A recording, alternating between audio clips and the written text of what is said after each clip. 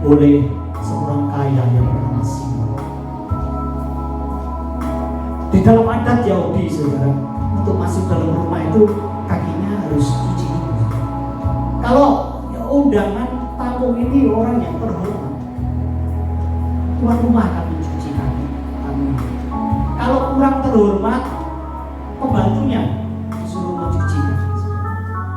Tapi kalau orang ini orang biasa saja, cuci sendiri.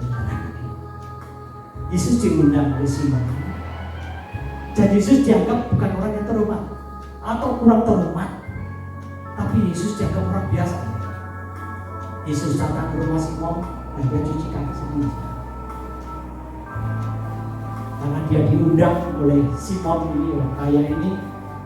Ya, kenapa diundang? Karena Yesus pernah membantu jejak.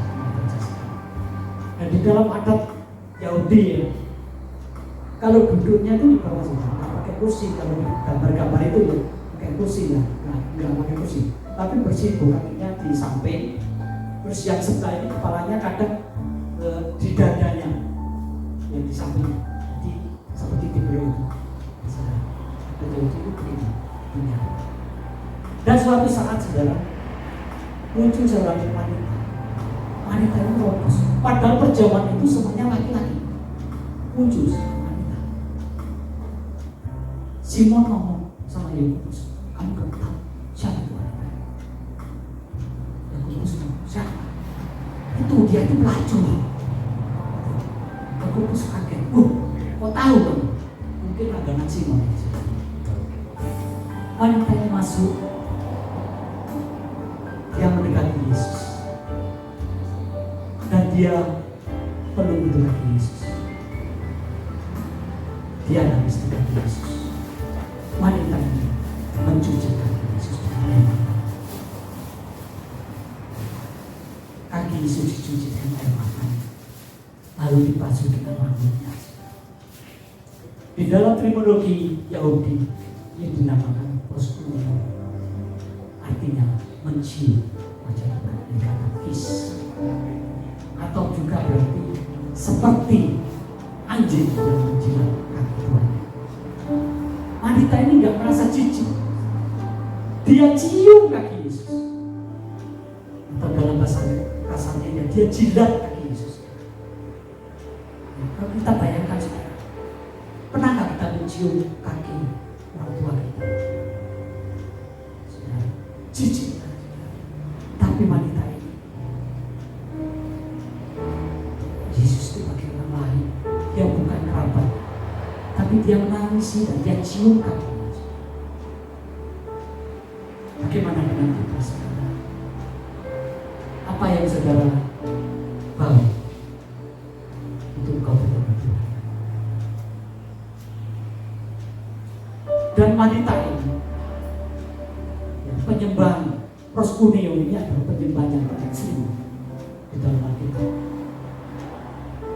Mencium kaki paling ekstrim proskuneo.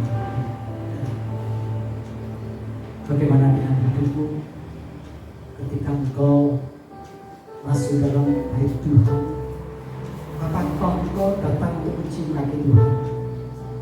Apakah engkau hanya dengan menyanyi atau dengan berkata-kata? Penyembahan itu bukan hanya penyembahan Tuhan bukan sekedar kata-kata, tapi penyembahan itu. Ya, wanita ini datang kepada Yesus. Ku bawa hatiku penyembahan.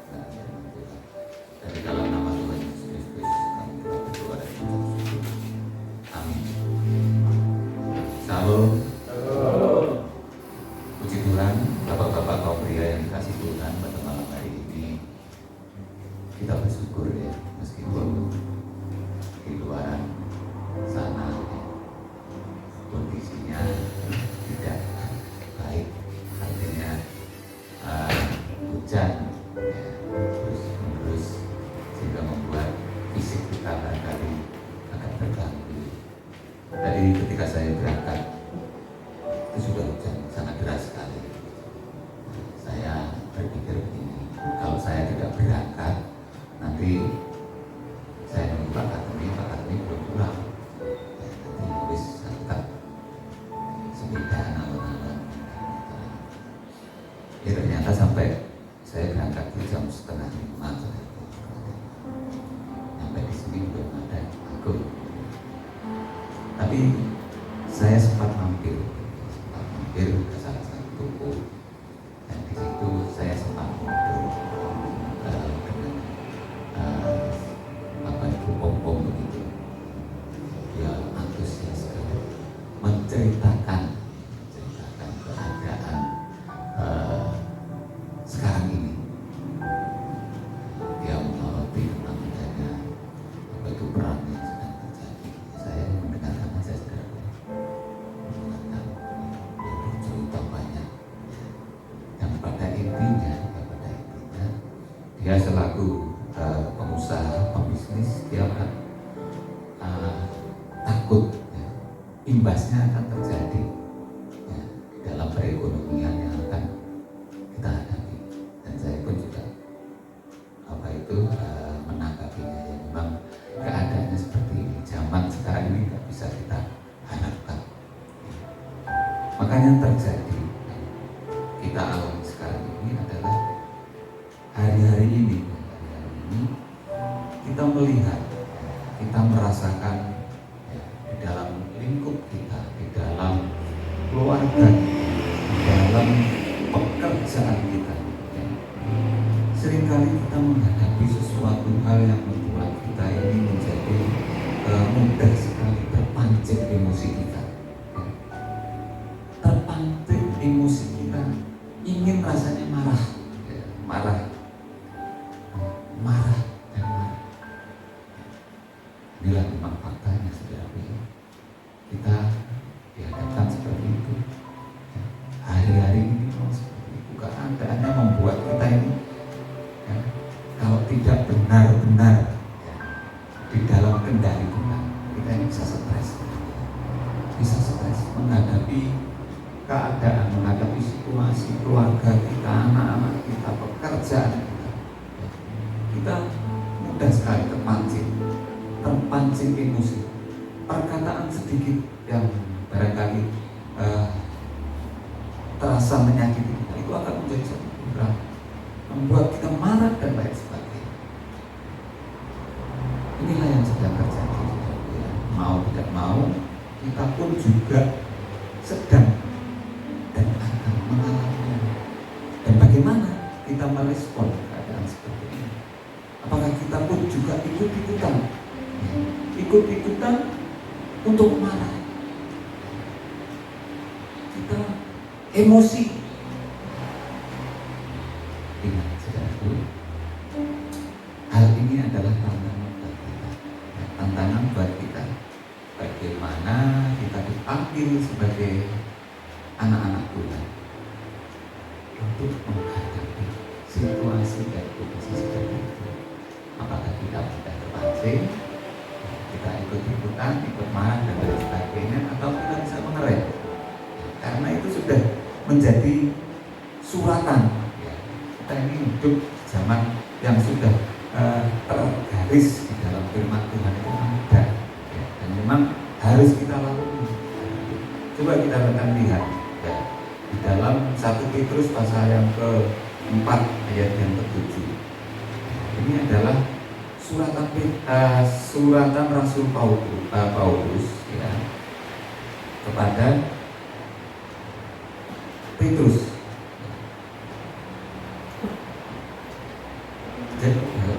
Maaf, yang saya maksud adalah Petrus ya. Petrus menulis surat di 1 Petrus ini ya. Ini yang mengatakan begini. 1 Petrus pasal yang ke-4 ayat yang ke-7.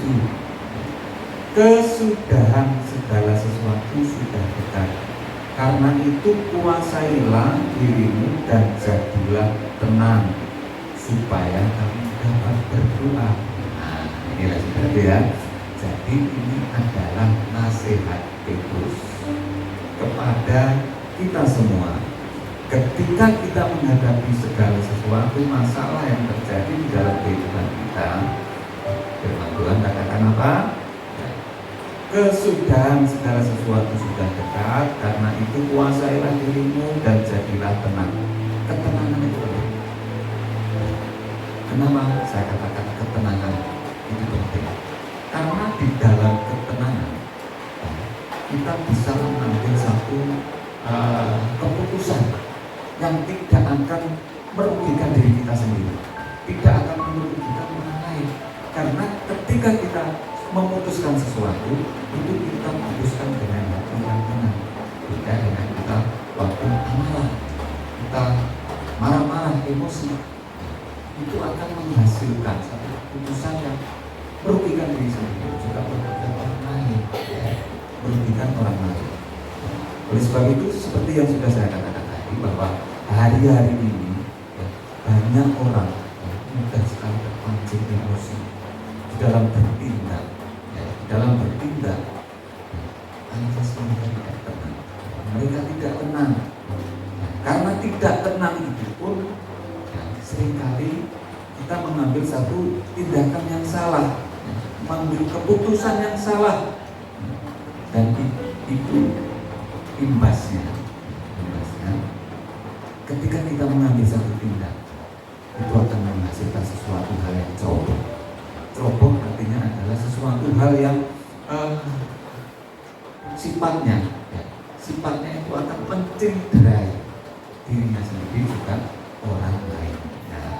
Nah, hal itulah Rasul Petrus tadi yang cerita mengucapkan itu Paulus. Rasul Petrus menasihati orang percaya untuk bisa menguasai dirinya dan tetap tenang dalam segala situasi agar dapat berdoa. Ketika kita dalam posisi tidak tenang, panik, gelisah, emosi, jengkel, marah, galau, atau tidak, tentunya akan sulit untuk berdoa. Jujur ya, ketika hati kita ini berjalan, arep ini rasanya abot, arep itu rasanya sulit sekali. Karena ketika kita mau berdoa, kalau kita tidak bisa berdamai dengan diri kita sendiri, kita mau berdoa kepada Tuhan, nggak akan sampai saudara. Pemungsu istilah Jawanya. Akhirnya kita tidak bisa berdoa. Oleh sebab itu, ada banyak hal di dunia ini yang membuat orang tidak bisa tenang di dalam menjalani hidup. Masalah tekanan, tuntutan pekerjaan, pengaruh lingkungan, masih banyak lagi yang membuat orang lain tidak tenang. Pentingnya kita ini tenang. Ketenangan itu sangat penting.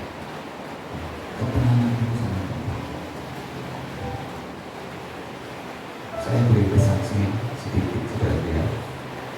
Ketika saya menghadapi satu masalah, saya seringkali mengambil satu tindakan yang sederhana.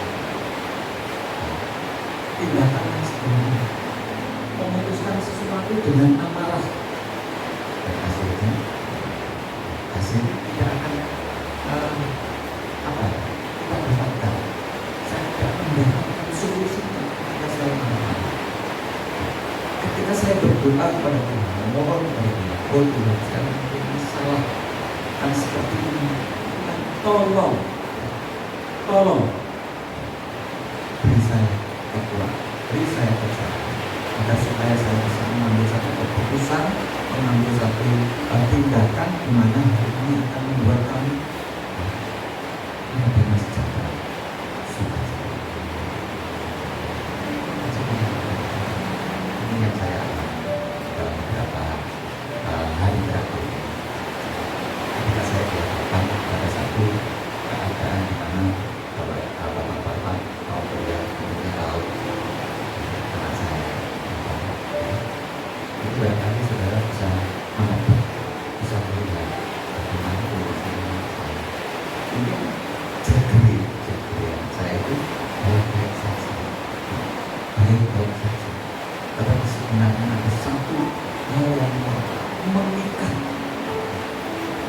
anak saya.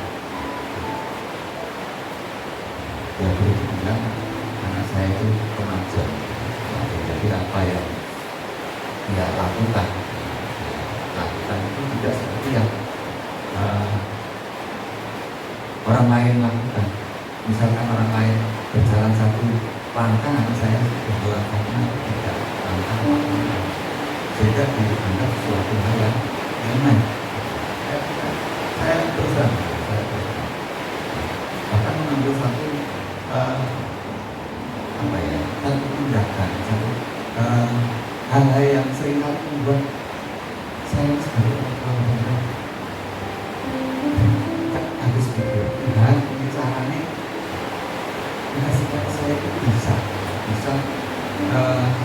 mengarahkan semua ini untuk sesuai dengan apa harapan sebagai orang tua.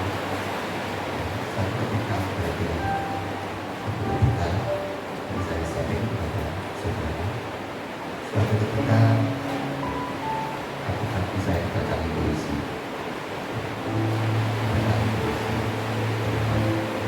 Berpikir apa setelah saya pulang bilang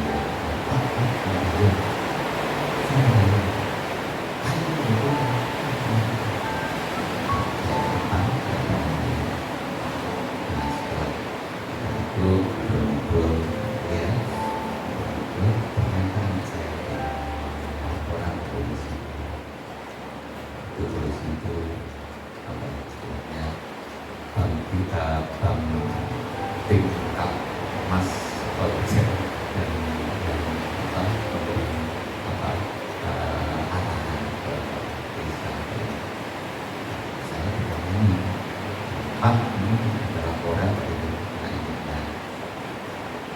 ibunya ini kan dia lapor Joni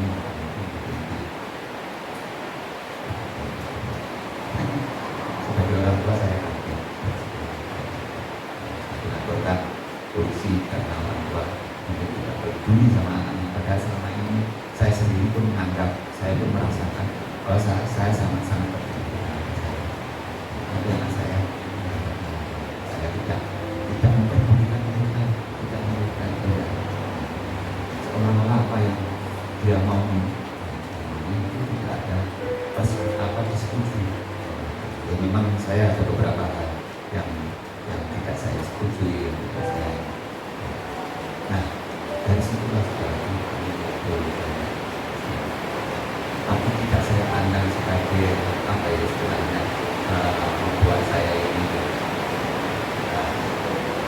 tertekan. Tidak. Ini saya percaya ini adalah jalan. Ini adalah jalan. Karena apa? Dalam beberapa hari sebelum polisi datang, anak saya istilahnya itu ya sakal dulu. Bilang apa ya? Begitu emosi melihat orang lain itu negatif. Saya kasih kali ngomong terus sebenarnya nenek tuh mau lakukan tetap tapi langkah-langkah berikutnya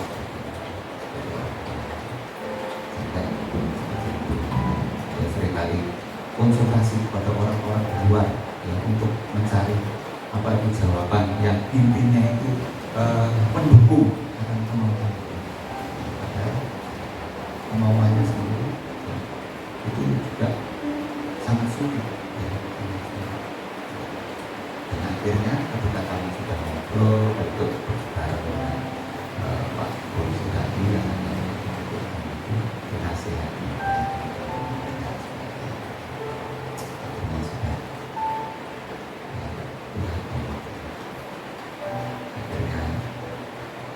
saya itu sudah beberapa kali karena ya saya melihat ya, sesuatu hal yang lain daripada saya menangkap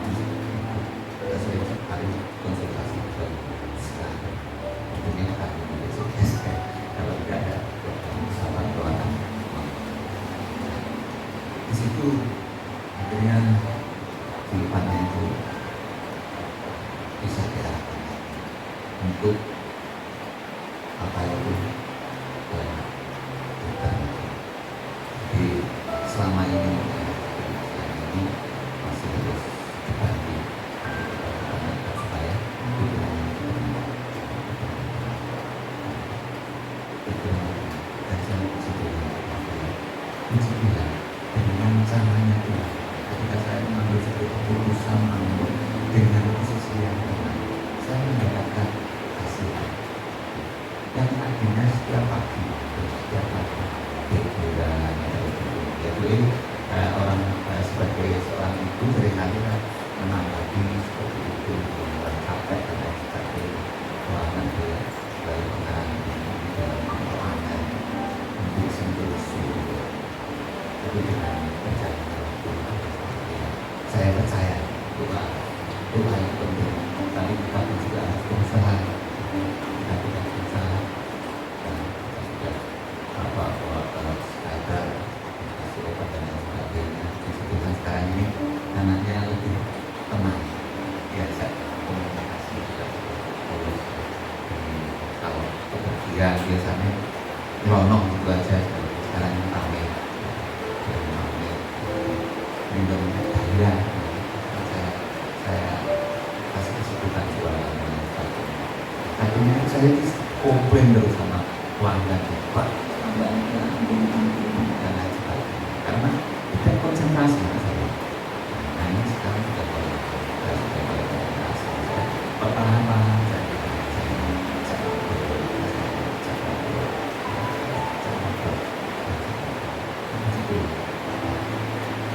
ada sesuatu yang bagi kami orang tua ada yang luar biasa. Inilah berarti ketika kita mengambil satu tindakan, satu keputusan dengan hati yang tenang, kita akan menghasilkan sesuatu baik. Ini kami namanya. Jadi ketika kita melihat sesuatu hal membuat kita yang stres, saya itu memang awal-awalnya menghadapi seperti itu berat sekali, berat. Seringkali lambung saya itu naik.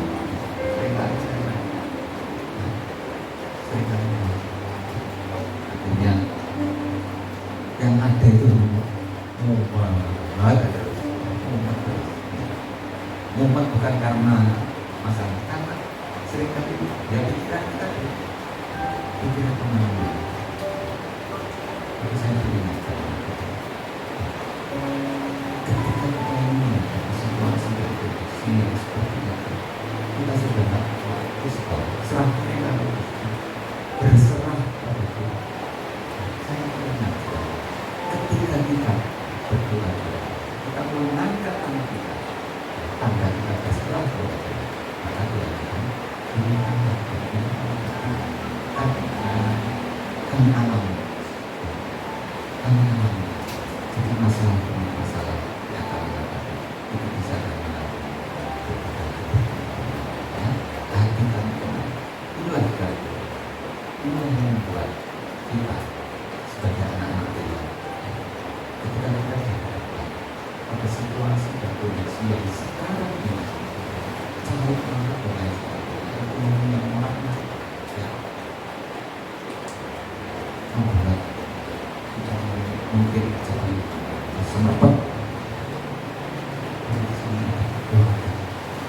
ada kekuatan rasa Petrus menasihati bagi kita semua untuk menguasai diri kita dan tetap tenang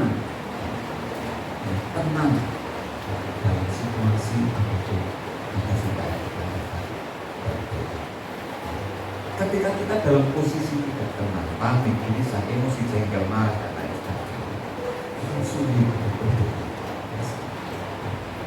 Ada banyak hal sebenarnya yang membuat kamu bisa tenang dalam menghadapi masalah, tekanan dan lain sebagainya. Sama apapun dunia tidak akan pernah memberikan rasa tenang bagi orang-orang yang tidak percaya pada Tuhan. Ya. Karena itu rasa tenang di dalam diri kita sebagai orang percaya seharusnya tidak ditentukan oleh situasi atau kondisi. sehingga kita sungguh-sungguh bisa mengambil satu keputusan atau kita bisa bertindak ketika hati kita tenang. Hati kita tenang, sedasar apapun masalah persoalan yang terjadi yang menimpa kita, kita akan bisa membuat satu keputusan dengan hati yang tetap tenang. Mengapa kita harus selalu tenang? Dengan kita bertobat dan tinggal di dalam Tuhan. Karena apa? Karena kekuatan itu terletak pada Tuhan. Saya tidak dulu ya. Sekarang inilah reaksi yang positif untuk setiap situasi dan masalah yang terjadi. Bila sikap positif ini, bila sikap kita yang positif, maka hati dan pikiran kita akan terpenuhi pada Filipi 4:28. Ayat untuk asing lagi buat kita. Ini mesti harus kita hafalkan, harus kita hafalkan. Apa saudaraku? Semua yang benar, semua yang mulia, semua yang adil, semua yang suci, semua yang manis, semua yang sedap didengar, semua yang mesti pujian dan patut dipuji.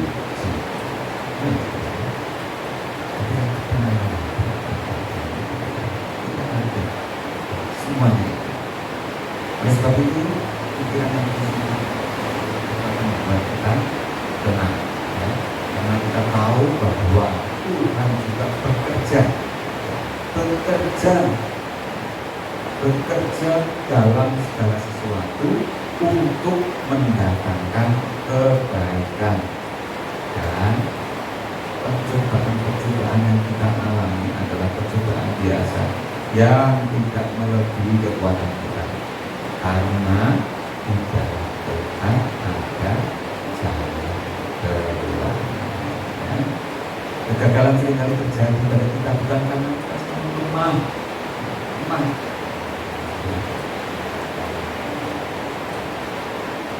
atau masalah yang terlalu besar, tetapi karena kita seperti tidak tenang untuk menghadapi dalam situasi apapun.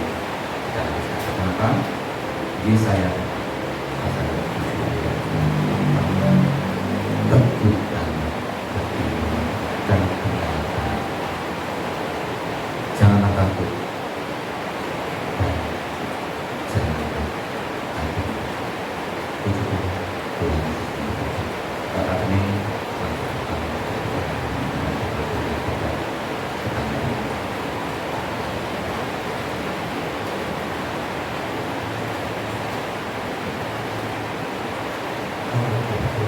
terima kasih Tuhan Yesus mengajarkan kepada setiap kami dengan situasi kondisi dan keadaan ini. Dan kami percaya kami benar, maka kami sangat bisa berdoa. Itu adalah Tuhan sendiri menguasai setiap orang itu, karena sungguh hanya kepada Tuhan saja kami mengenal daripada Tuhan itu akan sembuh kami. Ini percaya Tuhan. Kami bisa menguasai hati kami, menguasai hati kami supaya kami berkenan dengan segala sesuatu. Kami berdoa kepada Tuhan, Tuhan yang berperan pada setiap kami, Tuhan yang akan membela setiap persoalan kami, Tuhan yang akan turun tangan menolong setiap masalah dan persoalan kami. Kita percaya dan terjadi hal-hal yang tetap dilakukan dan percaya penuh kepada Tuhan. Berkat Tuhan yang sudah menyampaikan firman-Nya, kami Tuhan yang berkat sungguh-sungguh berkat Tuhan mengalir dengan nama Tuhan Yesus Kristus yang berdoa semuanya bersyukur. Haleluya. Amin.